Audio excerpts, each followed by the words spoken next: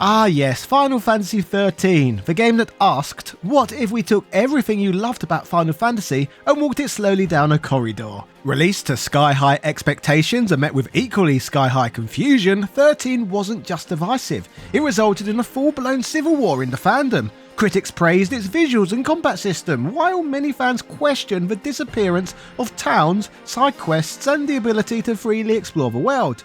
Today, some view it as a misunderstood modern classic, while others consider it Square Enix forgetting what an RPG even was. Either way, Final Fantasy XIII remains one of the most controversial entries the series has ever coughed up.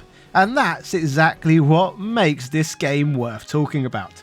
Love it or loathe it, few titles in the series have sparked such fierce debate or left such a tangled legacy in their wake. I'll admit it up front, I'm a massive fan of this game. I love its world, its music, its battle system, and even its melodrama. But let's not pretend it's flawless. I can see exactly why so many were put off by the rigid structure, the at times sluggish pacing, and the feeling that a lot of the time the game was more interested in looking pretty than letting you actually play it. It's a fascinating case study into ambition, missteps, and the ever-shifting expectations of what a Final Fantasy should be. So this raises the question, was Final Fantasy XIII really the disaster its critics claimed? Or has time been unexpectedly kind to it? In an age where bloated open worlds and checklist-style gameplay dominate the genre, 13's razor-sharp focus and streamlined design make it feel wildly different from most modern RPGs. So with that in mind, has it aged like a fine wine, quietly revealing itself as a misunderstood classic? Or is it still the glossy, hollow misfire that left long-time fans disgusted and outraged at what the franchise had become? Maybe it's both, let's find out. Hello ladies and gentlemen, Big Daddy Top Hat here. This is a modern look back at Final Fantasy XIII. Let's find out how bad it really was. Yeah! With so many Final Fantasy games reinventing themselves over the decades, new mechanics, new art styles, new ways to upset fans, it's no surprise the series has one of the most divided fan bases in gaming.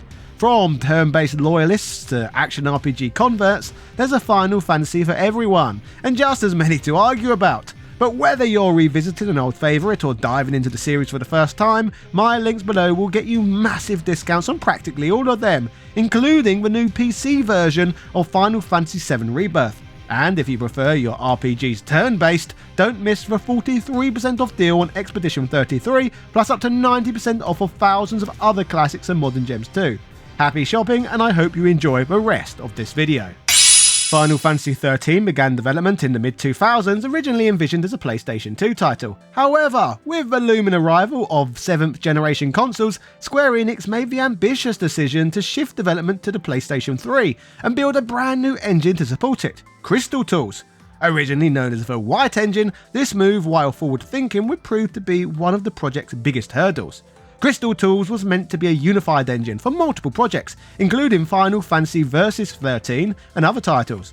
Unfortunately, its development ran parallel to the games themselves, meaning the team was building the tech and the game simultaneously. This led to major setbacks, inefficiencies, and forced rewrites, as tools were constantly being added, removed, or changed mid-development. Final Fantasy XIII was publicly revealed in 2006 as part of the ambitious Fabula Nova Crystallis umbrella, a shared mythology that would tie together multiple games. The core team was led by director Motomu Toriyama and producer Yoshinori Kitase, two long-standing figures within Square Enix with very different reputations among fans. Toriyama had previously directed Final Fantasy X-2 and worked as a scenario writer on Final Fantasy X and Parasite Eve. Known for his focus on strong female leads and character-driven narratives, Toriyama brought his signature style to 13, particularly through the central role of Lightning, a stoic and battle-hardened heroine inspired by Cloud Strife. But of course, much more on her soon. Meanwhile, Yoshinori Kitase had far more legendary status. He directed Final Fantasy VI, VII, and VIII, and served as a producer on Final Fantasy X. In fact, Kitase was part of the original golden age of Squaresoft in the 90s, known for blending cinematic ambition with gameplay innovation. By the time of 13, he had transitioned into more of an executive producer role, overseeing broader production rather than getting involved in the nitty-gritty of design or writing. While Toriyama shaped the tone and structure of 13, Katase's involvement lent the project credibility, though even he would later admit that the game's development was strained by internal miscommunications and the complexities of the new Crystal Tools engine. The shift in creative leads extended beyond direction and writing. Isamu Kamiko Koryo, who previously worked on Final Fantasy XII as a background and concept artist, stepped up as 13's art director, bringing with him a bold, painterly aesthetic that leaned heavily into surreal sci-fi. His work gave Final Fantasy XIII its striking visual identity: lush, crystalline environments, floating architecture, and ornate mechanical designs. Meanwhile, the soundtrack composed by Masashi Hamazu marked a notable departure from the series' musical legacy. With Nobuo Uematsu absent for the first time in a mainline title, Hamazu brought a more experimental and atmospheric sound. His blend of orchestral arrangements, piano-led themes, and electronic textures gave 13 a unique audio identity. The result was a game that looked and sounded like Final Fantasy, but not the Final Fantasy many fans were expecting. Under the guidance of director Motomu Toriyama and scenario conceptor Kazushige Nojima, over the first year of development the two focused on world-building and narrative foundations. Nojima devised a crystal mythology that would not only serve as the backbone of 13, but also anchor the whole broader Fabula Nova Crystallis meta-series. In fact, it was Nojima who introduced key concepts like the Foul Sea, godlike mechanical beings that shape and control the world, and the Lassie, human marked by the Foul Sea and forced to carry out cryptic missions under threat of becoming mindless monsters if they failed. Building on this framework, Toriyama crafted a story centered on the theme of powerlessness in the face of destiny. He wanted to explore characters who were at the mercy of a predetermined, unjust fate, individuals bound together not by choice, but by circumstance, and prone to emotional conflict and clashing ideals. To express this narrative tension, the game was split into 13 chapters, each spotlighting different members of the party. This structure was meant to reflect the fragmentation of the group and allow for deeper character introspection. Initially, Final Fantasy XIII was planned as a PlayStation 3 exclusive, capitalizing on the console's power and Blu-ray storage capacity. However, in a controversial twist, Square Enix announced during E3 2008 that the game would also be coming to the Xbox 360, a decision likely driven by financial pressures and the desire to expand the series' western reach. This move upset many loyal PlayStation fans, particularly in Japan where the Xbox brand had little traction. A playable demo of Final Fantasy XIII was bundled with the Japanese release of Final Fantasy VII Advent Children Complete on April 16, 2009, and it ended up serving a far more important purpose than just marketing hype. According to director Toriyama, the demo, originally not part of the development schedule, became a critical turning point for the team. Up to that point, development had been hampered by a lack of cohesion and clarity, with different departments struggling to align on what the game should ultimately look, play, and feel like. The process of assembling the demo forced the team to unify their vision, sharpen their priorities, and refocus their efforts. Toriyama later remarked that the clarity gained from the demo's production significantly accelerated the rest of development. In a bid to appeal to both Japanese and Western audiences, Square Enix employed focus groups from both regions, a relatively rare move at the time for a Japanese RPG. The development team aimed for a more globally digestible aesthetic and tone, which partly explains the game's slick sci-fi presentation and heavily cinematic structure. To further close the gap between regions, English localization began before the Japanese version was even completed, a move intended to reduce the long delays that traditionally separated Final Fantasy's domestic and international launches. This was all part of a clear shift in Square Enix's priorities. This was no longer a Japan-first franchise. Final Fantasy XIII was built to conquer the world, which helps explain why it was so different to everything before it, though not everyone was thrilled with the results. By the time it launched in Japan in December 2009 and worldwide in March 2010, the game had been in development for over 5 years, longer than any previous Final Fantasy at the time, so let's talk about what we actually got. When building up Final Fantasy XIII for the first time, the opening cinematic hits you like a freight train. It's all very dramatic, very shiny, and completely baffling if you're not prepared. But for many long-time fans, that opening didn't just feel overwhelming, it felt a bit familiar. a high-speed train heading towards a rebellion, a giant robotic scorpion boss within the first 10 minutes. It was an unmistakable callback to Final Fantasy VII's iconic opening, except this time it was louder, flashier, and far more confusing. And that's where the frustration began for a lot of players. This wasn't the Final Fantasy VII remake they'd been dreaming of, especially not after Square Enix had already whetted our appetites with that infamous PS3 tech demo back in 2005, showcasing a reimagined version of VII's opening cutscene. That demo lit a fire under fans, sparking near constant speculation that a remake was inevitable. So when 13 opened with what looked like a more confusing, less grounded version of 7's intro, many players couldn't help but feel like they were watching the wrong game get made. This wasn't the gritty return to Midgard they'd hoped for, it was a high-gloss sci-fi fever dream with no clear context and a dictionary's worth of made-up terms, instantly confusing even the most seasoned gamers. The game throws you directly into the deep end with its lore, assuming you'll either sink, swim, or just enjoy the spectacle while you figure out what the hell a Lassie is. In those early hours, 13 feels more like a roller coaster than a role-playing game. You're funneled through corridors with no towns to explore, no NPCs to chat with, and barely any deviation from the path in front of you. For veterans of the series, this felt jarring, even frustrating. There was a sense of being shackled to the script, watching as the characters argue, angst, and occasionally punch each other while you mash auto battle. And that's the part that always gets brought up, how long it takes to get good. For some, it's 10 hours, for others it's 20. Even Square Enix itself admitted the game doesn't fully open up until Chapter 11. So why was the game made like this? Why strip away exploration, towns, and freedom, core pillars of the franchise, and replace them with a hyperlinear, story-first experience? The answer lies in a mix of ambition, pressure, and technical grind pains. Final Fantasy XIII was the series' first mainline entry on HD consoles, and Square Enix wanted to deliver something visually groundbreaking. But building an entirely new engine, Crystal tools, while developing the game itself proved to be a logistical nightmare. Environments were difficult to produce, assets took longer to render, and basic development tools weren't even finished until well into production. To cope, the team prioritised what they could control: cinematics, combat, and a tightly scripted narrative path. Instead of building sprawling towns or open environments, they funneled players down the corridors that showcased the art direction and kept the game running smoothly on the new hardware.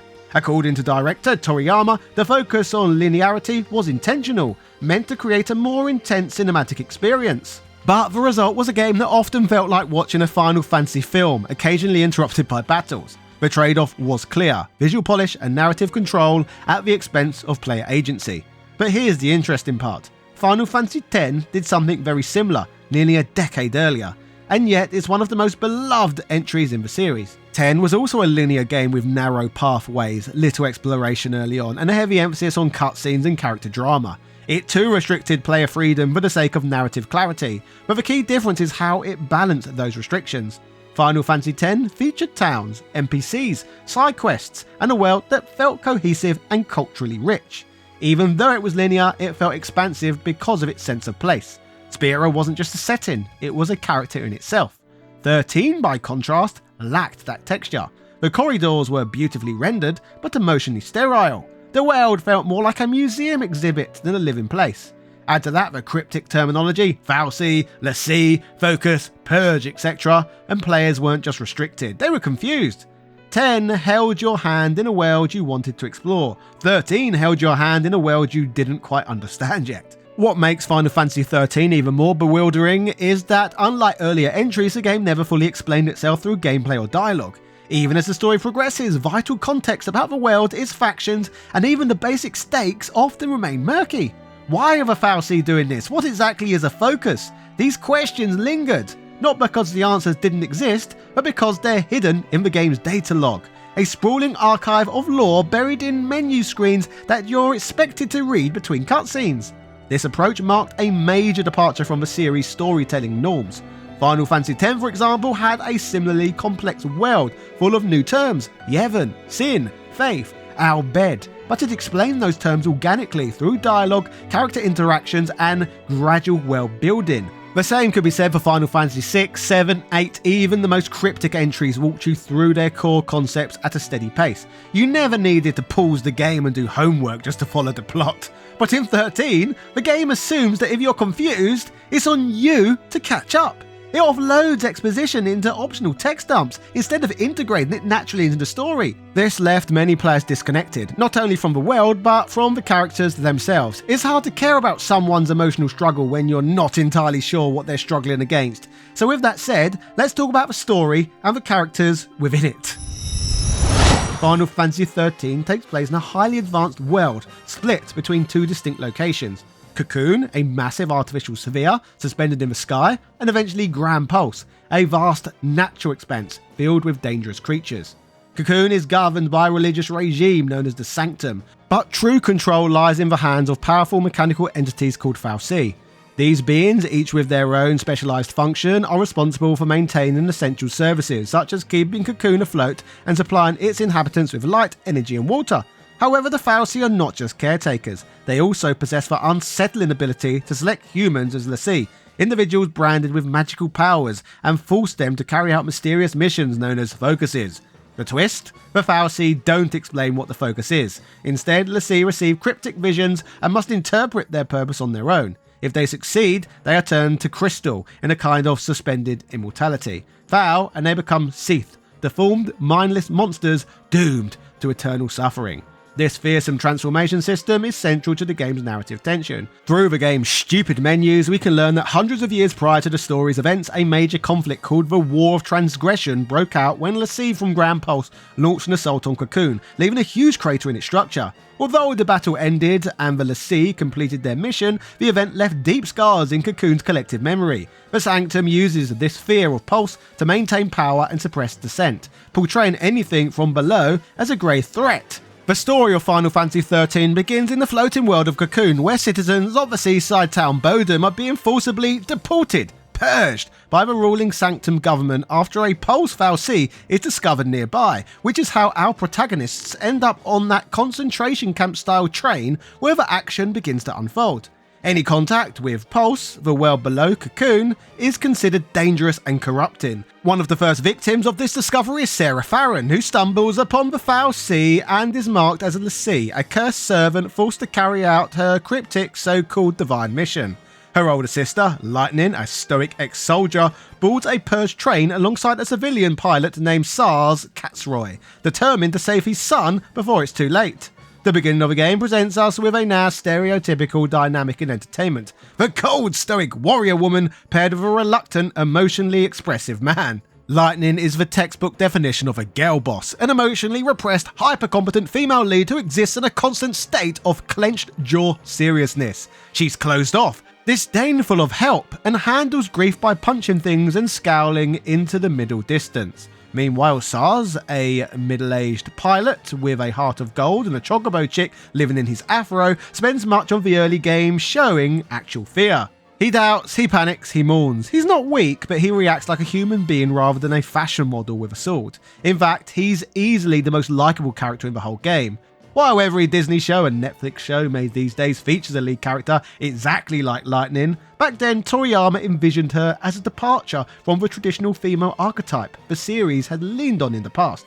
He specifically wanted to create a new kind of heroine, one with an athlete's physique, minimal overt femininity, and a cold, commanding presence. Gone were the flowing dresses, magical girl tropes, or bubbly personalities of characters like Yuna, Rinoa, or Aerith. Instead, Lightning was built to be a visibly strong, physically capable, and emotionally guarded character who could stand shoulder to shoulder with the likes of Final Fantasy VII's Cloud, both in appearance and attitude.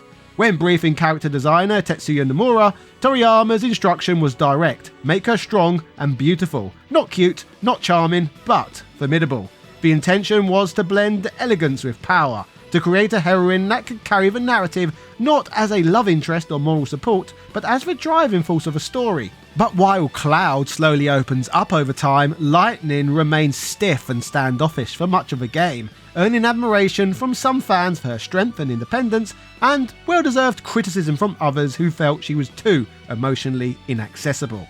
This calculated shift in character design reflected Square Enix's desire to modernise the Final Fantasy brand for a broader, should we say, modern audience, particularly as they eyed Western markets. But it also highlighted a growing divide in how male and female leads were written. Where Cloud was damaged but nuanced, Lightning sometimes felt like a deliberate correction rather than a fully realised person. A kind of female Cloud in hard mode, struggling to balance vulnerability with stoicism in a way that never quite clicked for everyone. In contrast, in the cast, full of emotional closed-off young people and cryptic destiny chasers, Sars Catchroy stands out not just for his charm, but for how genuinely believable he is. At around 40 years old, Sars was a rarity for Final Fantasy, a middle-aged man in a parental role grounded not by prophecy or war, but by his love for his son Darj. His entire journey in 13 is driven by heartbreak. Darj was chosen as a lessee by a cocoon fal'Cie, essentially dooming him to a focus he didn't understand. What makes Sars resonate so strongly is that he reacts like a real person. He's funny, openly frightened, prone to moments of despair, and never afraid to admit when he's out of his depth. In many ways, he's the emotional anchor of the group, a man just trying to do right by his child in a world that no longer makes any sense. Compare that to Final Fantasy X's Auron, who is canonically in his mid-30s, but behaves like a battle-hardened sage in his 60s, gruff, silent, and dripping with dramatic monologues. Auron is iconic for sure, but also wildly unrealistic. Sars, by contrast, actually feels like a man in his early 40s. He talks like a civilian, acts like a dad, and brings warmth to a story otherwise dominated by angst, exposition, and emotional repression. For me, Sars' story has always hit the hardest, because it's small, personal and human. He's not trying to save the world, he's trying to save his family. And that, more than any magical focus or mythological prophecy, is what makes him unforgettable. On the subject of the game's characters, while Lightning and Sars act with clarity and intent during the chaos of the Purge, the second group of protagonists, Snow Villia, Hope Estheim, and Erbers Dia Vanille, embody emotional impulsiveness, miscommunication, and self-deception, forming a messier narrative. Snow Villiers is introduced as the loud, dramatic leader of Nora, a ragtag resistance group posing as freedom fighters. He's defined by bold proclamations, a hero complex the size of Cocoon, and an almost painful amount of optimism. Snow doesn't just want to save his fiancée Sarah, he wants to be the hero. But that bluster quickly collapses under the weight of real-world consequences. His reckless attempt to storm the Purge and save the people results in avoidable casualties, including the death of one of our other protagonists, Hope Estheim's mother. Ironically, one of the very people Snow was trying to protect. Snow's flaw isn't malice, it's his inability to see past his own self-image. He genuinely believes in doing good, but his one-size-fits-all approach to heroism blinds him to nuance, making him insensitive to the grief of others and puts those around him in danger. Hope Estheim, the youngest member of the party, is caught in the crossfire of events he doesn't understand, thrust into the chaos after watching his mother die trying to help Snow's cause. Hope becomes consumed by a toxic mix of fear, grief, and impotent rage. He latches onto the idea that killing Snow will bring him closure, all while lacking the courage to say anything directly.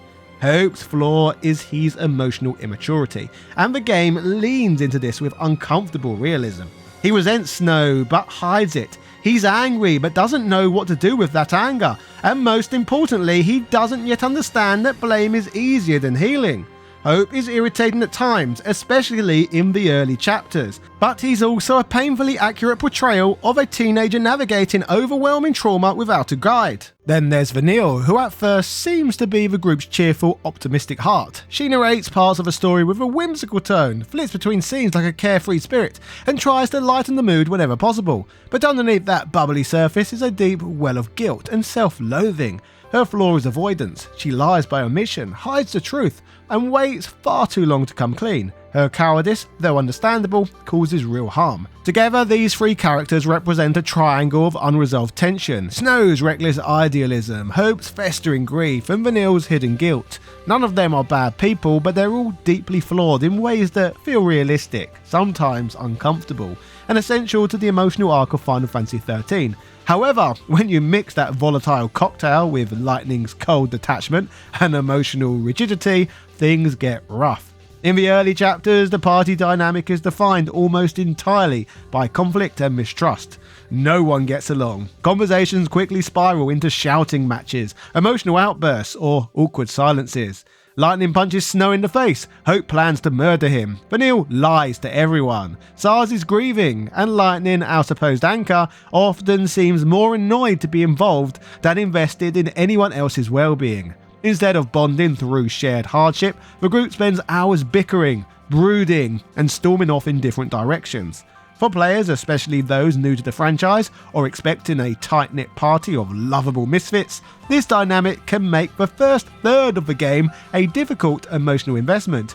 You're not just watching flawed characters, you're watching them at their absolute worst, with no sense of camaraderie and no relief from the tension. It's narratively intentional, yes, but it's also alienating. How are we expected to care about people who barely care about each other? And without towns, NPCs, or downtime to humanise them, their flaws are front and centre with no distractions. It makes sense narratively, but it doesn't make it easy to like them. Fang is the final core party member to join the cast of Final Fantasy XIII, and her arrival marks a shift in tone, from emotional confusion and self-doubt to something much more grounded and dangerous. Fang is a lessee from Pulse, just like we later find out Vanille is too, and the two share a deep, mysterious bond that the game slowly unravels over time. But where Vanille hides her pain beneath cheerfulness, Fang is all confidence, grit, and blunt false honesty. She's introduced as a no-nonsense enforcer working alongside Cocoon's cavalry, a military faction suspicious of the ruling sanctum, but in truth, she's got her own agenda. The battle system in Final Fantasy XIII is one of the most ambitious and divisive elements, innovative in design, but frustratingly slow to reveal its depth. Battle director Toshihiro Tochida approached Final Fantasy XIII's combat system with a clear goal: to preserve the strategic depth of traditional command-based battles but deliver it with the cinematic flair and speed of a modern action sequence. Drawing direct inspiration from the fluid fight scenes in Final Fantasy VII Advent Children, one of the first major changes was the complete removal of MP, or magic points, a long-standing series staple. The team felt that the MP system used in games previously discouraged players from using powerful magic too frequently, leading to overly cautious, less dynamic encounters. But eliminating MP entirely, they wanted to push players toward constant ability usage, keeping combat intense and engaging. Central to this design was the creation of the Paradigm system, which was conceptualized early in development. The idea was to encourage players to constantly switch roles and adapt strategies in real time, rather than relying on static party builds. The initial design included 5 distinct roles, but the Saboteur, focused on debuffing enemies, was added later in development when the team realised something vital was missing from the strategic toolkit. Battles were also intentionally limited to 3 active characters, and enemy encounters were designed to pressure players into shifting paradigms regularly.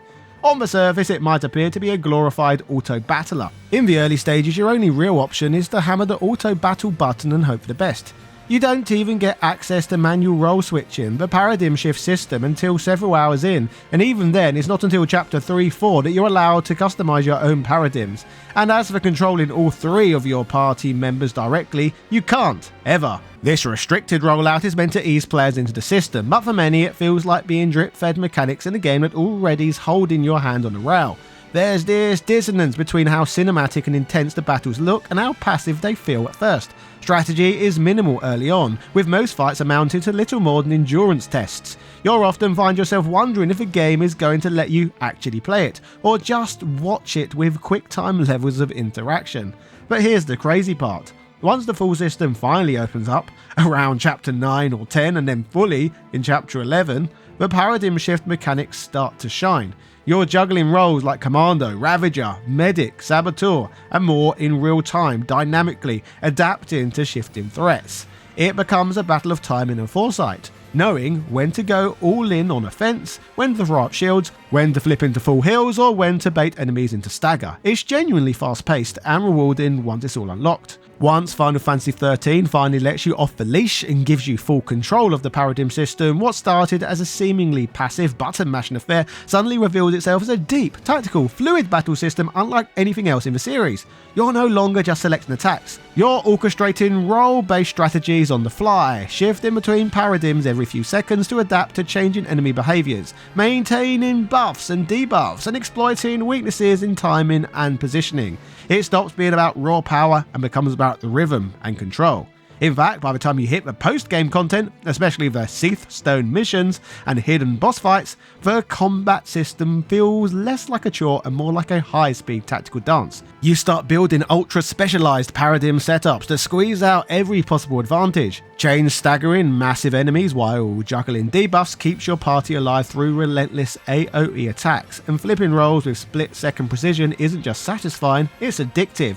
It rewards planning, improvisation, and mastery of every role, not to mention actually understanding enemy behaviour and stagger patterns. In hindsight, it honestly becomes one of my favourite battle systems in the entire franchise. It's just a shame that it takes so long to get there. If a game had trusted the player more from the start, or front-loaded more of its mechanical depth, it could have grabbed far more people early on. But for those who push through, the payoff is immense. The tragedy from all of this is that by the time it gets good, many players have already checked out. The system is built around synergy and momentum, but it spends the first 10 hours refusing to trust you with either. But for those who stick with it, it's a rich and thrilling combat engine. For everyone else, it's just another thing Final Fantasy XIII makes you wait far too long to enjoy. As for these battles, rather than just growing in numerical levels like in much earlier games from the franchise, the Crystarium serves as Final Fantasy XIII's growth system, and while it's visually impressive and clearly inspired by the sphere grid from Final Fantasy X, it introduces its own brand of frustration. Each character's growth is tied to a web-like path made up of 6 role-specific crystals for each paradigm. Within each role crystals are 10 levels, each filled with nodes that grant stat boosts, new abilities, or extra accessory slots. On paper, it sounds like a flexible and rewarding system. In practice, though, it's shockingly limited, especially in the early and the mid-game. The Crystarium is story-gated, meaning you can only advance to a certain point in the grid until the plot decides you're allowed to progress further. This leads to an incredibly frustrating disconnect. You're earning experience but have nowhere meaningful to spend it. Even if you're doing well in battles and want to get stronger, the game simply won't let you. This artificial cap dulls the sense of progression. Unlike the sphere grid, which allowed for creative detours and experimentation, the Crystarium is semi-linear and tightly constrained, especially early on. Characters are locked into specific roles for large chunks of the game, and even when you're finally allowed to branch out, the cost of doing so often outweighs the benefit until late in the game. What could have been a deeper and rewarding system ends up feeling like another way the game micromanages your freedom, rationing out power rather than letting you earn it. It eventually opens up and gets far more interesting in the post-game, but much like the battle system itself, it makes you wait far too long to get the benefits from it. Final Fantasy XIII received mostly positive reviews from mainstream outlets at launch, though reactions varied by platform and region. The game was widely praised for its stunning visuals, cinematic presentation, and fluid, fast-paced battle system, which many critics described as one of the most exciting in the series. Japanese outlets like Famitsu gave it near-perfect scores, and even Western reviewers highlighted the game's art direction, soundtrack, and high production values, particularly the seamless blend between pre-rendered cutscenes and real-time gameplay. The fully unlocked battle system was showered with praise, but the story and structure drew more mixed responses. While some appreciated the character development and the focused storytelling, others criticised the plot for being convoluted and overly reliant on lore that was infamously hidden in the menus. The characters were often described as interesting, but emotionally distant, particularly in the game's first half. The most divisive issue was linearity. Many reviewers found the first 10 chapters set entirely on Cocoon overly restrictive, with minimal exploration, fewer NPC interactions, and a complete absence of towns. Several outlets compared it unfavourably to older Final Fantasy titles, with one critic famously calling it a long hallway to a cutscene.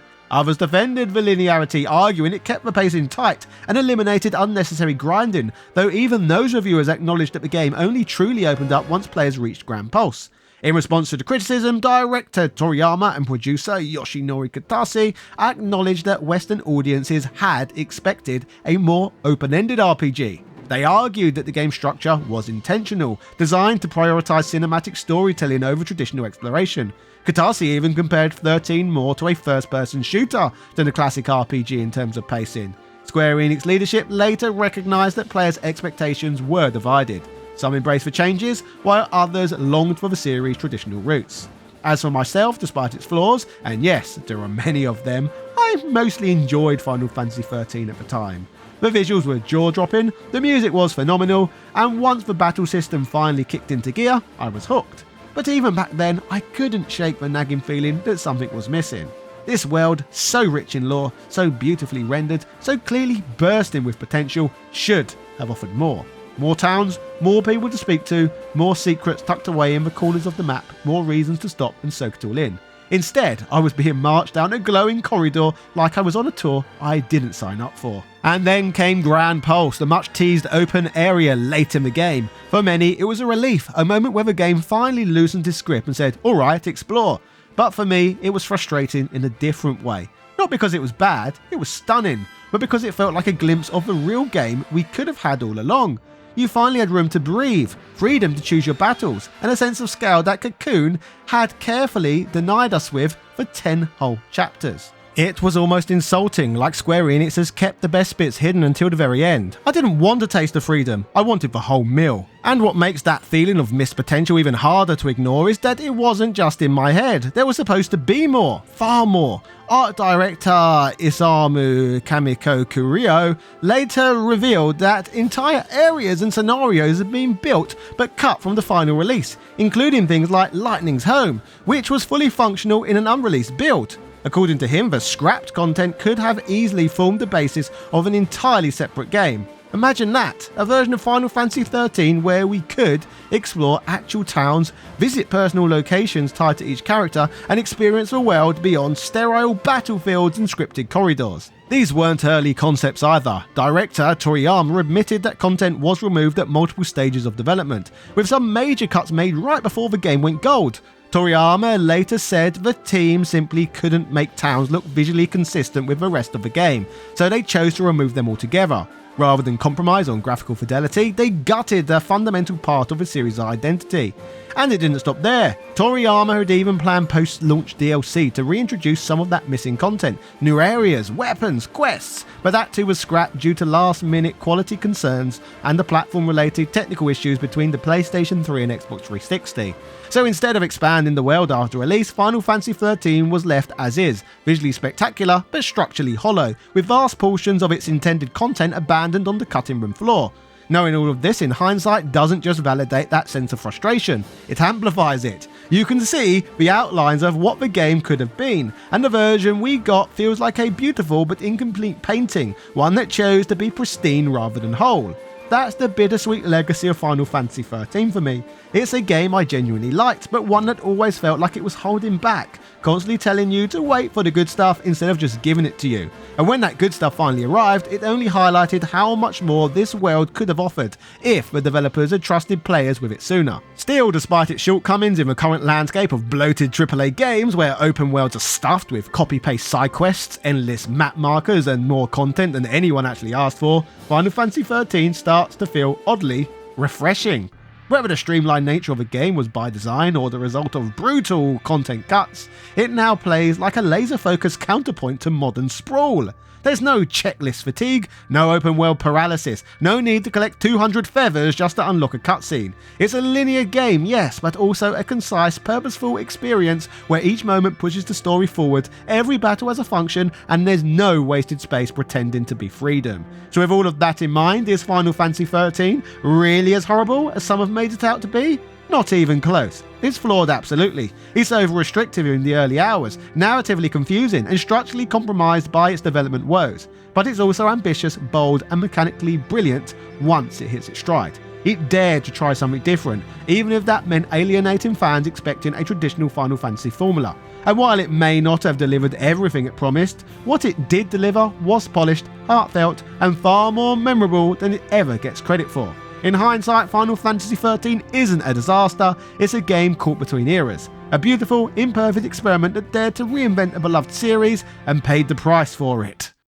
Do not forget that whether you're revisiting an old favourite or diving into the Final Fantasy series for the first time, my links below will get you massive discounts on practically all of them, including a new PC version of Final Fantasy VII Rebirth. And if you prefer your RPGs turn-based, don't miss the 43% deal on Expedition 33, plus 90% off thousands of other classics and modern gems too. Happy shopping and cheerio!